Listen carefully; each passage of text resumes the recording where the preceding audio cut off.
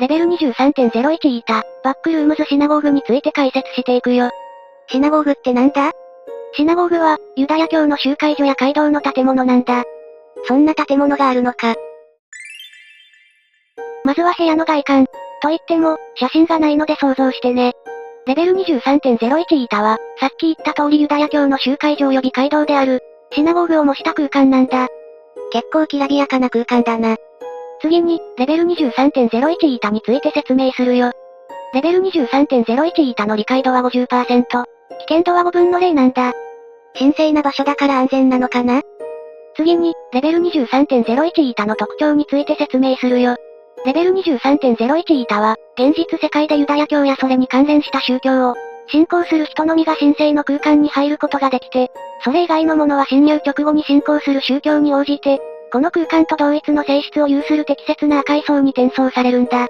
赤い層ってどこに行くんだ？主な行き先としてはレベル23イータを主軸とした空間だね。信仰対象で行き先が変わるって珍しいな。空間内は、温度や湿度などは常に快適な状態に保たれ、昼夜のサイクルが存在し、それに合わせて天井にある照明が消灯点灯するんだ。また、屋外の気候はロシアの極東連邦管区にある、ユダヤ自治州の気候に似ていて、季節感も感じられるんだ。環境が現実世界に近いな。ちなみに、空間内では強力な Wi-Fi を使用することもできるよ。いつも思うけど、この Wi-Fi の SSID ってどういう名前なんだろうな。この階層では、異常な存在は確認されていないんだけど、超自然的な力による未知の現象が発生し、次のようなことが起きるんだ。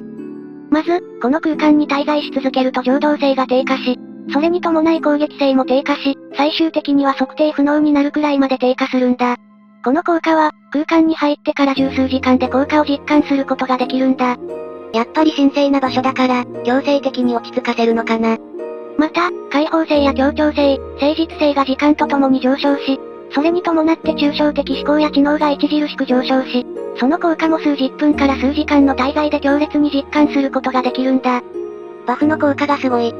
ちなみに、現実世界でカルト的とみなされる信仰や価値観、思想を持っていた場合、侵入から1時間ほどかけて旧約聖書の知識に完全に置き換わるんだ。思想の塗り替えまであるのかよ。次に、レベル 23.01 イータの各部屋について簡単に説明するよ。レベル 23.01 イータ内では、主に4つの空間があることがわかっているんだ。まずは礼拝堂。礼拝堂は、数百人程度が収容できる大規模な場所で、現実世界にあるごく一般的なシナゴーグと同じなんだ。結構広い空間だな。次に、医務室。医務室内では、手術や検査はできないものの、必要な医療器具や医薬品、応急手当の道具が常に補充されていて、現在、レベル11出身の医師を中心に診療所が開設されているんだ。診療所になっているのか。ちなみに、物資の提供も行っているから物資補給も簡単にできちゃうんだよね。もうここに住めるじゃん。次にトイレ。トイレは、一度20人程度が利用できるんだ。情報少な。せめて男女別であってくれ。次に、食料部屋。食料部屋にはコンロが数台、給湯器、洗い場、冷蔵庫、食器棚が各一つずつあって、食器棚にはコップ、皿、プレートもあるんだ。冷蔵庫には、食料が常に新鮮な状態で豊富にあって、食器棚と冷蔵庫は常に未知の原理で補充されるんだ。マジで困らん空間だな。